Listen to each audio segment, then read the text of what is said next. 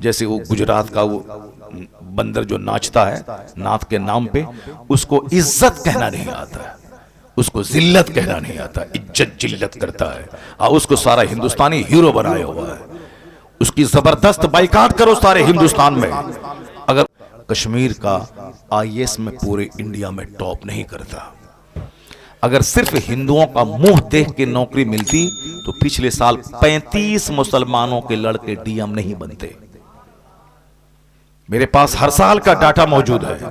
मोदी जी के आने के इस 10 साल के पीरियड में कितने बच्चे आईएएस ऑफिसर बने, वो सब डाटा है। पिछले साल मुसलमानों की एक बेटी गोरखपुर की नौशीन नाम की, उन्होंने आईएएस में 9वां रैंक लाया।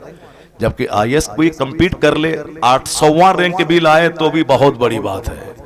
9वां रैंक लाना इतने लाख बच्चों में बहुत बड़ी बात है। अब हमारी बेटी दूसरों का मुंह देखेगी, लव लेटर लिखेगी, दूसरों से चक्कर चलाएगी, वो तो टीचर क्लास की बन जाएगी। अब जो सारा टाइम किताब पे लगाएगी, फोकस करेगी, मेहनत करेगी, न अपने रिश्तेदारों की शादी में जाएगी। ये दुनियावी हिसाब से मैं कह रहा हूं, बाकी मजहबी एतबार से जो हमारी बातें हैं वो तो है ही। वो करना फी बयूते कुन्ना वला तबर्रजना तबर्रुजल जाहिलिया। मजहबी तौर पर तो यही है कि हमारी बच्चियों का मर्दों के साथ मिल के बैठ के तालीम हासिल करना दुरुस्त नहीं है। मजहबी तौर पर तो यही है कि हमारी माँ बहन बेटियां वो दीन सीखें, दीन पढ़ें, कनीज़े फातिमा बने। वो उनको नहीं बनना है डीएम, बल्कि डीएम बच्चा पैदा करना है। सुभान अल्लाह। वो कनीज़े फातिमा बनकर हैं, उनकी गोद से मुजाहिद पैदा हो, सलाहुद्दीन अय्यूबी जन्म लें, वो औरंगजेब जैसा बादशाह दुनिया को अता करे। वो जब खुद रहेंगी लंगटी तो बच्चा तो महापापी पैदा हो जाएगा। वो रहेंगी तालीम याफ्ता मुहस्सब कनीज़े फातिमा, तब बेटा गुलाम हुसैन पैदा हो जाएगा। इसलिए हमारा नुक्ते नजर ये, मगर दुनियावी नुक्ते नजर की बात मैं कर रहा हूं। हमारे मोहल्ले में एक हिंदू की बेटी की शादी के बाद उसने पढ़ाई जारी रखी। शादी के बाद पढ़ाई हमारे यहाँ क्या पढ़ाई, नौकरी मिलेगी तब शादी होगी, चाहे 50 साल का बूढ़ा हो जाए, चाहे 54 साल का बूढ़ा हो जाए, मगर शादी होगी कब? नौकरी मिलने के बाद। नौकरी में औरतें बूढ़ी हो गई, मर्द बूढ़े हो गए, जिंदगी की लज्जतों से दोनों महरूम हो गए। 18 से 22 साल की शादी, वो शादी है 50 अरब रुपए के मकान खरीदने में। वो मजा नहीं है जो शादी की पहली रात में मजा है। मगर ये मजा उसको मिलेगा जो अपनी जवानी की हिफाजत करेगा, जो जवानी का गलत इस्तेमाल नहीं करेगा। यहाँ ये भी यूज्ड और वो भी यूज्ड, वो दोनों तो बोलेगा ये तो पहले ही खा पी चुके हैं, तो अब आज क्या मजा आएगा। इसलिए अपने आप को अनयूज्ड रखो, जवानी की हिफाजत कर, ताकि शादी की पहली रात को पता चले कि मैंने किसी मर्द का मुंह देखा है, मैंने किसी औरत का मुंह देखा है। फिर तो जिंदगी में वो लज्जतें मिलेंगी कि समझ लो कि उससे बड़ी कोई लज्जत ही जिंदगी में नहीं है। यहां तो साहब सब कुछ तबाह हो बर्बाद हो, जवानी बर्बाद हो गई, आबरू लूट गई, शादी से पहले ही सब कुछ तबाह हो बर्बाद हो गया। अब वो शादी को क्या समझेगा? शादी के दिन रो रहा है, शादी को बोझ समझ रहा है, औरत से नफरत कर रहा है। वो तो वही करेगा जो जानवरों जैसी जिंदगी गुजार चुका हो पहले।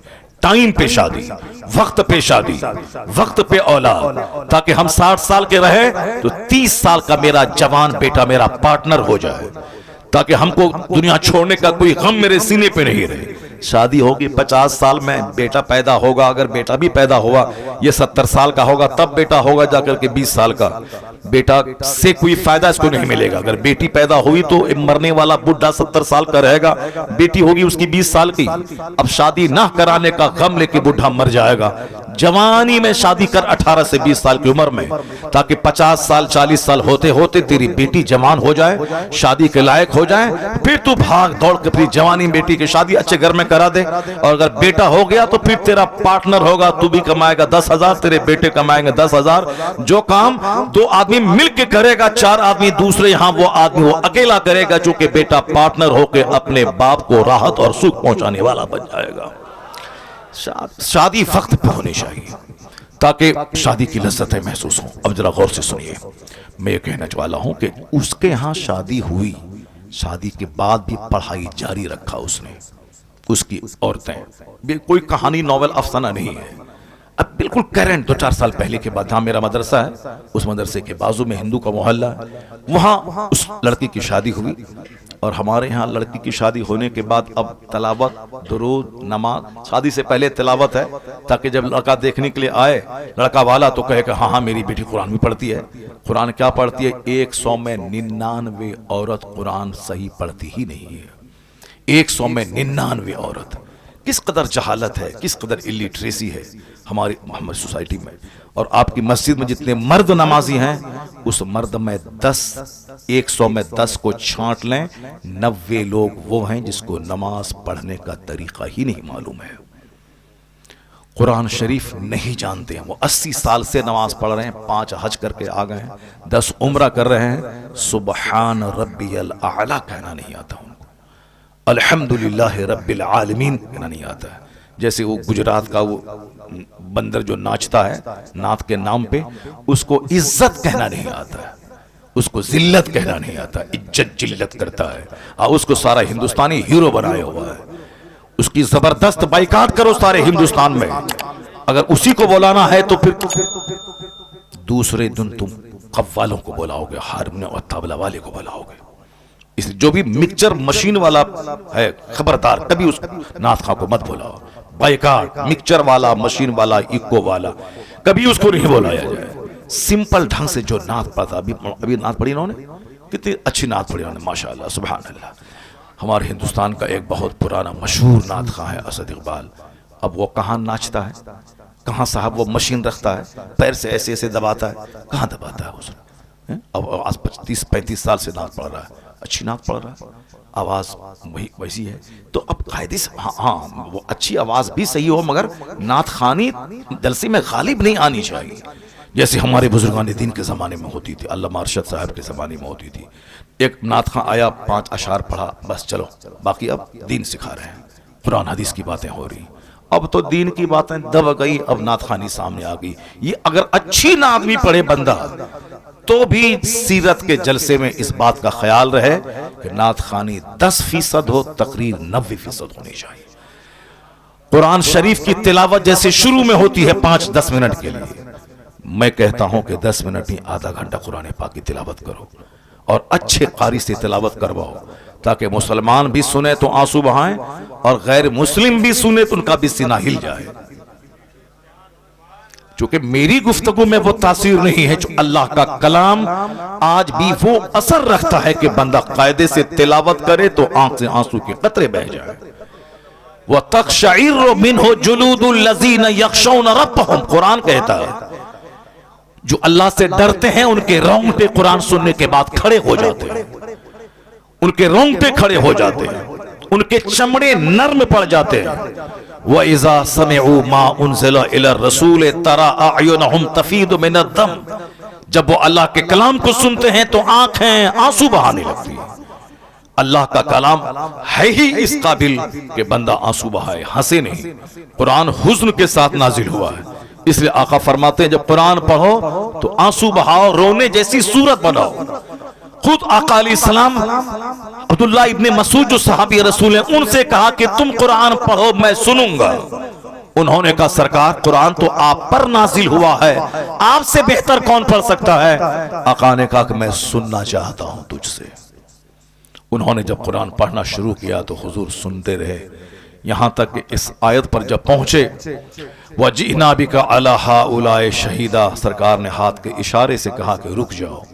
अब्दुल्ला इब्ने मसूद जब रुक गए, चूंकि वो मुस्तफ़ा को सुना रहे थे, किस बेखुदी में सुना रहे होंगे, जिस पर कुरान नाजिल हुआ है उनको सहाबी सुना रहा है, किस कदर बेखुदी में सुना रहा होगा कि मैं आका को सुना रहा हूं जो कुरान वाले हैं, जिन पर कुरान नाजिल हुआ है, वो बेखुदी में सुना रहे थे। इधर आका अलैहिस्सलाम ने जब रुकने का इशारा किया, वो जब रुके उसके बाद आंख उठा के देखा तो देखा हुजूर की आंखें आंसू बहा रही हैं। सुभान अल्लाह सुभान अल्लाह। जिन पर कुरान नाजिल हुआ वो कुरान सुन के रो रहे हैं, इसलिए हुजूर ने कहा जब कुरान पढ़ो तो आंसू बहाओ, आंसू ना निकले तो आंसू बहाने जैसी सूरत बना लो। गम से कुरान नाजिल हुआ है, कुरान का मजाज है जंग साफ कर देना, कुरान का मजाज जीवनी के नाम पे फालतू बेबुनियाद और गढ़ी हुई रिवायतें बयान की जाती है और गा गा के गढ़ी हुई रिवायतें। सैयदा फातिमा ज़हरा रज़ियल्लाहु ताला अन्हा की शान में गैर मुहज़्ज़ब जुमले, नबी बोला ए फातिमा, ये सारी बातें जीवनी के नाम पे बोली जा रही है, जीवनी के नाम पे गाया जाता है। 5 बच्चे बैठे हुए, ये गा रहा, जीवनी बयान कर रहा है। उलमाए कराम से हदीस सुना जाए, उलमाए कराम से कुरान सुने जाए, झूठी जीवनी बयान नहीं की जाए, कुरान पाक के पढ़ने का रिवाज दिया जाए। घर में कोई औरत हाथ में काम में हाथ नहीं लगाएगी जब तक कि वह कुरान पाक की तिलावत न कर ले। कोई झाड़ू नहीं लगाएगी जब तक कि वह दुरूद ना पढ़ ले।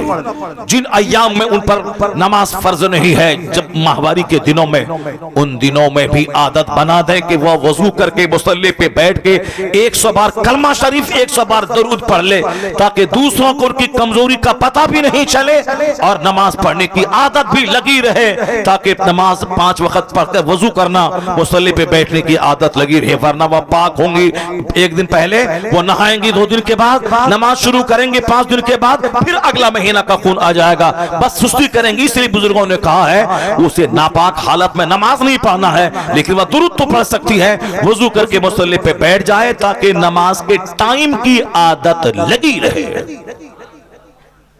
वह दुरूद पढ़े काम शुरू करने से पहले, मुसलमान मर्द तिलावत करे काम शुरू करने से पहले। तिलावत 5 मिनट जल्दी से खत्म कीजिए, बाकी वो नाचेगा और 1 घंटा 1.5 घंटा 2 घंटे तक। नाते पाक को नाच नहीं बोला जाता है, नाते पाक को मुजरा नहीं बोला जाता है। जो तुम्हारा स्टाइल, जो तुम्हारा ढंग है, उस ढंग की मजम्मत की जाती है, नात की नहीं। जो नात दिल से पढ़े तो बंदा वली बन जाएगा, जो दिल से मुस्तफा से इश्क करे तो वह वली बन जाएगा। दिल से जो करे, जबान से हम आपके बगैर नहीं जिएंगे, नमाज फजर जोहर असर सब गायब है, वो तो सारी जिंदगी पढ़ता रहेगा नात, विलायत की क्या बरकतों को महसूस ही नहीं कर सकता है। वो आशिक रसूल वो होगा जो मुस्तफ़ा की मोहब्बत में मुस्तफ़ा की पैरवी करता है। आशिक रसूल तो गर्दन कटाने को तैयार रहता है, गर्दन कट जो नमाज फजर के लिए ना उठ पाया वो गर्दन क्या कटा पाएगा। बस सिर्फ 2 पैसा कमाने के लिए ये सारे नाम लिए जाते हैं। आला हजरत के सामने एक शख्स आया, कहा हुजूर मैंने नात लिखी है, उस नात के अशार में जब देखा मैं आपके लिए तड़प रहा हूँ हुजूर, आपकी जुदाई में बेचैन हूँ। आला हजरत ने क्या कहा, जो कुछ आपने लिखा है वो अगर आपके दिल में है तो आप वली हैं। जो आप लिखे हैं कि हम हुजूर की याद में तड़प रहे हैं, हिज्र में बेचैन हैं, अगर वाकई आप बेचैन हैं आप वली हैं, वली। ये कौन बोल रहा, कुतुबुल इरशाद। ये कौन कह रहे हैं, नाइब गौसे आजम। ये कौन कह रहे हैं, शेखुल इस्लाम वल मुस्लिमीन। हम लोगों की बात तो कमजोर है, शेखुल इस्लाम वल मुस्लिमीन की बातें हैं। क्या कह रहे हैं, अगर ये बात आप दिल की कैफियत है तो आप वली हैं, आप, जाहिर सी बात है। और अगर नहीं, सिर्फ अल्फाज की बाजीगिरी है, अल्फाज और जुमले का जोर है तो आप झूठे हैं। अगर वो बात आपके दिल में है नहीं कि मैं तड़प रहा हूं, और अल्फाज में लिख रहे हैं कि मैं तड़प रहा हूं, तो आप झूठ बोल रहे हैं, और झूठ में कोई असर नहीं, कोई तासीर नहीं, कोई बरकत नहीं। आला हजरत ने कलाम उनके हाथ में दे दिया। अब आप बताएं कि ये है। और आजकल ये कहते हैं नात पढ़ने को मुजरा कह दिया आपने, नात को गवैया, नात पढ़ने वाले को गवैया कह दिया। नात पढ़ने वाले को गवैया नहीं बोला जाता है, जो फिल्मी स्टाइल में नाते पाक की तौहीन करे उसको गवैया बोला जाता है, उसकी तौहीन की जाती है। वरना नात आप कायदे से पढ़ें और आंसू निकले तो बंदा आपका पांव चूम लेगा कि आशिक रसूल है। पहले लोग पढ़ते थे, 5 वक्त की नमाजें पढ़ते थे, तिलावत करते थे, फिर नबी की नात बावजू मुहज्जब होके पढ़ते थे, सारा मजमा रोता रहता था, सरकार की मोहब्बत दिल में पैदा होती थी। एक तो तुम नात पढ़ता है बेवजू, नात पढ़ता है बेनमाजी, और उसके बाद ढठाई के साथ फिल्मी स्टाइल में नात पढ़ता है, फिल्म के गाने के तर्ज पे नात पढ़ता है, और फिर आलिम दीन की तौहीन और अपमान करता है। जिस आलिम के पांव की धूल के बराबर नहीं है ये बेनमाजी और जाहिल नात खां, ये उलमा की तौहीन करते हैं। उनको पीछे बैठा के आगे बैठ कर वो उनकी तरफ पीट करके नात पढ़ते हैं, जबकि मालूम है कि 18 साल का आलिम जवान 80 साल का बूढ़ा कोई हो तो उस पर लाजिम है कि आलिम से आगे नहीं, आलिम से पीछे चले। हमसे कहते हैं दलील कहाँ है? दलील बहार शरीफ में सदरुल शरिया ने लिखा है, जो फ़िक़्ह इस्लामी की इंसाइक्लोपीडिया, उसमें यह बात दर्ज है।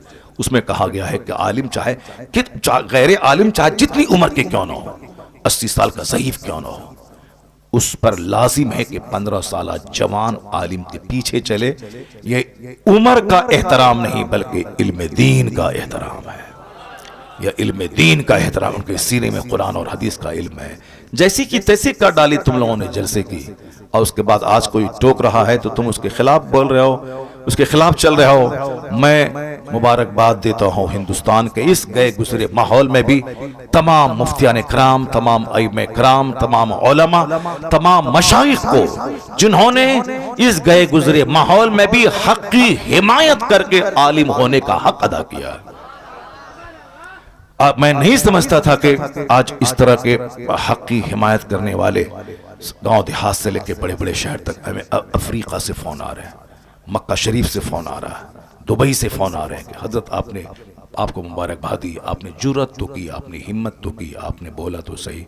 मैंने कहा शुक्रिया, कम से कम आपने बोला तो सही। हिंदुस्तान के बड़े बड़े मुफ्तियान कराम, और फिर पब्लिक की तरफ से फोन आ रहे हैं। एक सेठ गुजरात का, उसने फोन किया। एक आज एक इस्लामिया इंटर कॉलेज का एक प्रिंसिपल, उसका फोन आया। आज पूर्णा का एक बहुत बड़ा सर्जन है डॉक्टर ख्वाजा नदीम, उनका फोन आया। ये सारे लोग कहते हैं हजरत हम लोगों के दिल में जो था वो आपने अपनी जबान से अदा कर दी। लाखों लोगों के दिल में यह बात थी कि ये अच्छा नहीं हो रहा है, हरा हरा हरा हरा हरा हरा हरा हरा हरा, क्या पैसों की बारिश हो रही, क्या है ये, क्या तमाशा हो रहा है। इसलिए आज अगर मेरे बोल देने से अगर सारे नात खां अदब से नात पढ़ने लगे तो समझ लें कि अल्लाह का करोड़ों शुक्र और एहसान है कि कम से कम कोई एक बंदा गाली गलोच सुनने के बाद हक तो बोला जिसका असर झलकने लगा है।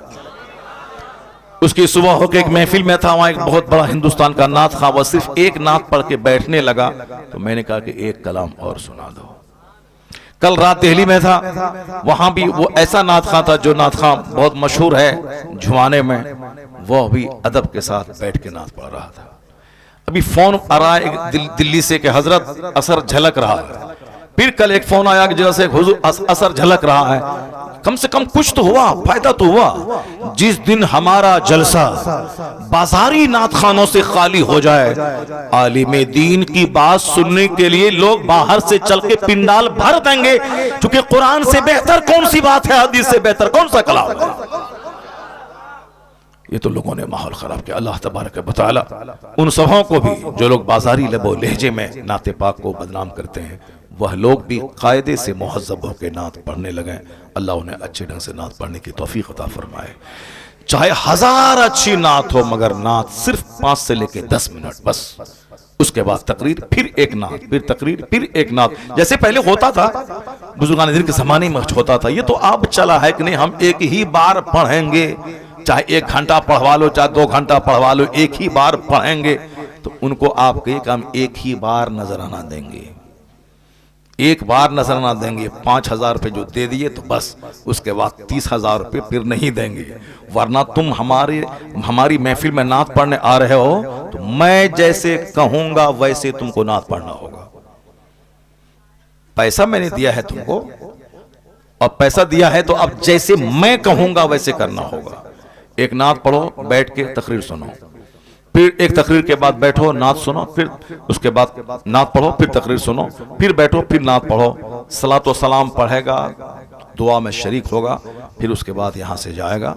उसके बाद जो तुम्हारी उजरत है, जो मजदूरी है, वह तुमको दी जाएगी और जाओ।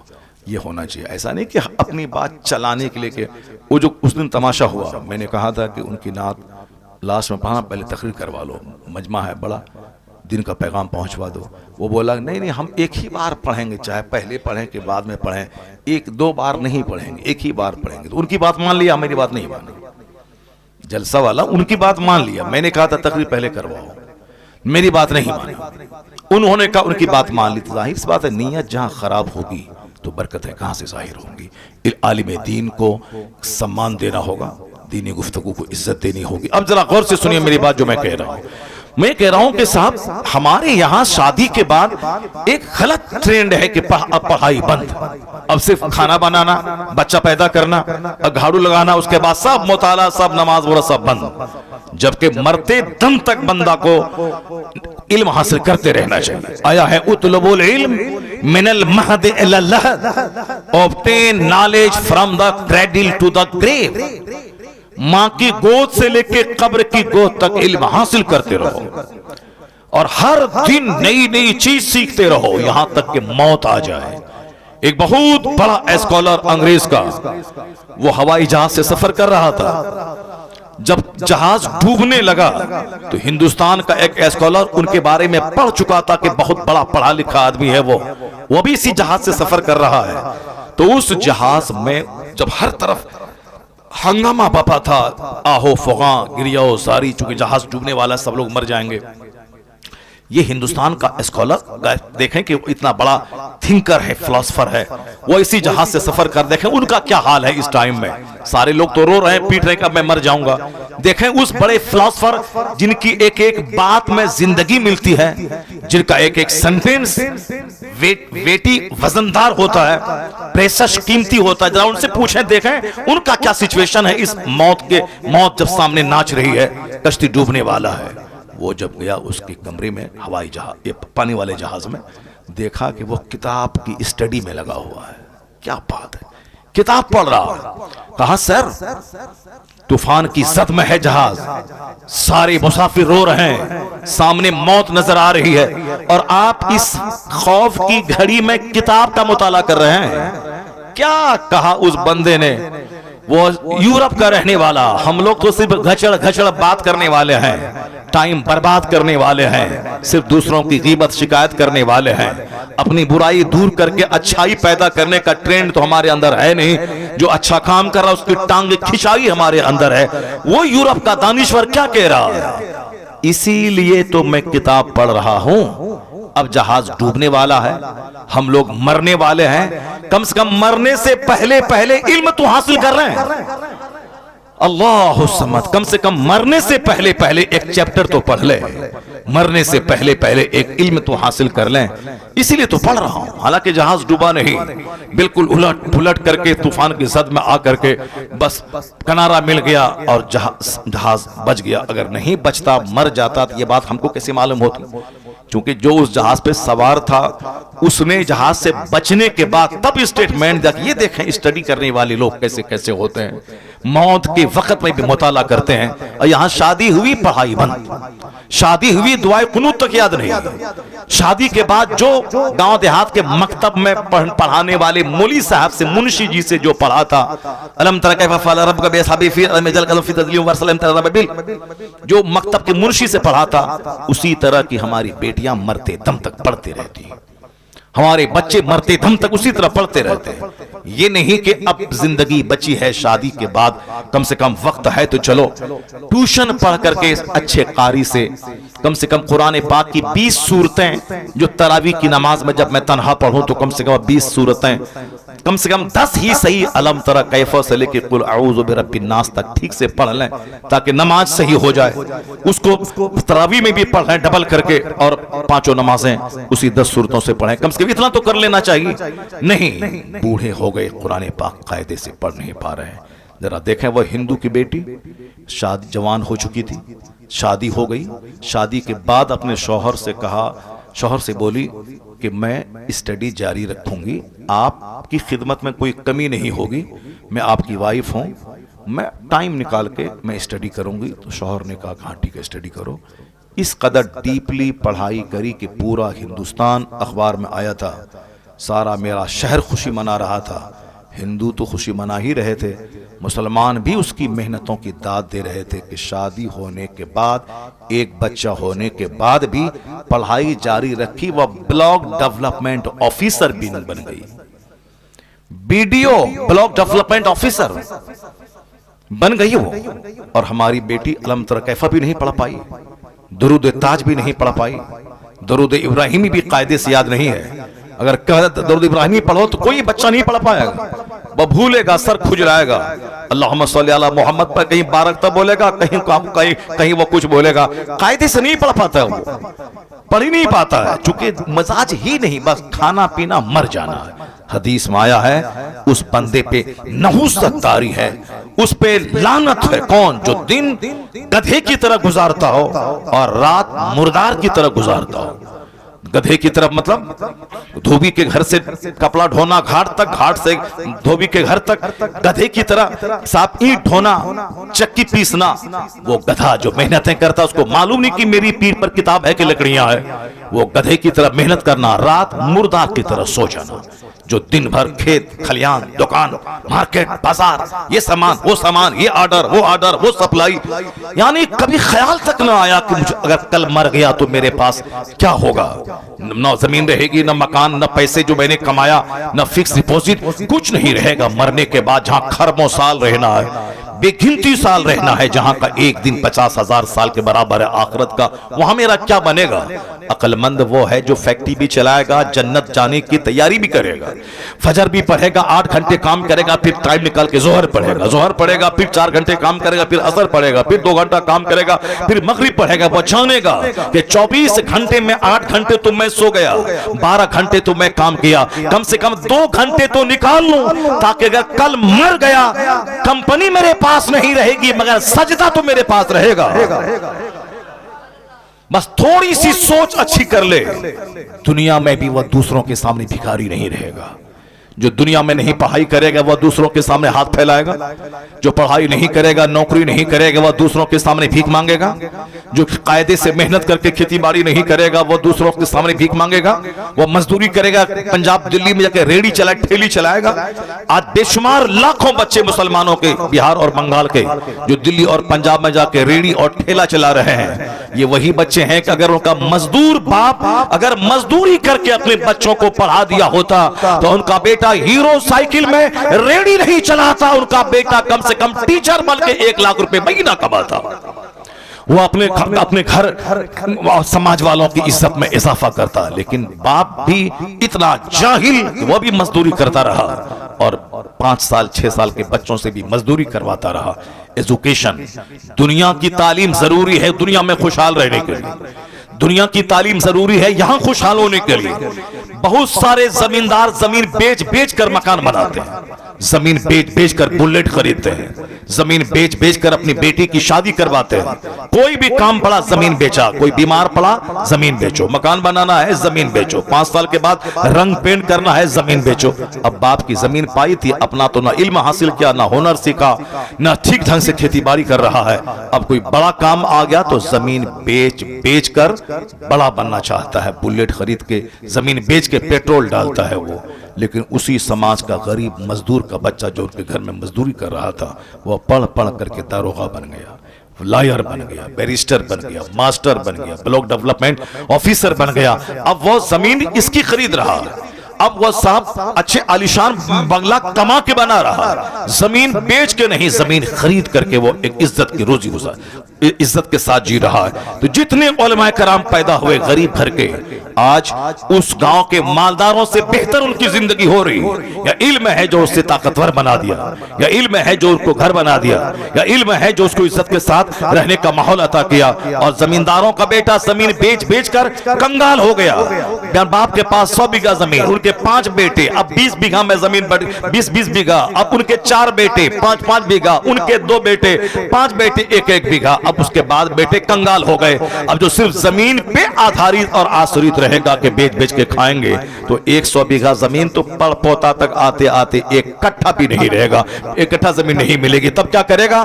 जो इल्म हासिल करेगा, मेहनत करेगा, पढ़ेगा, लिखेगा, उस जमीन को बेच के बच्चों को पढ़ाएगा। तो अगर वह 100 बीघा वाला रहेगा, बच्चा पढ़ लिया तो 500 बीघा जमीन खरीद के जमीन में इजाफा कर देगा।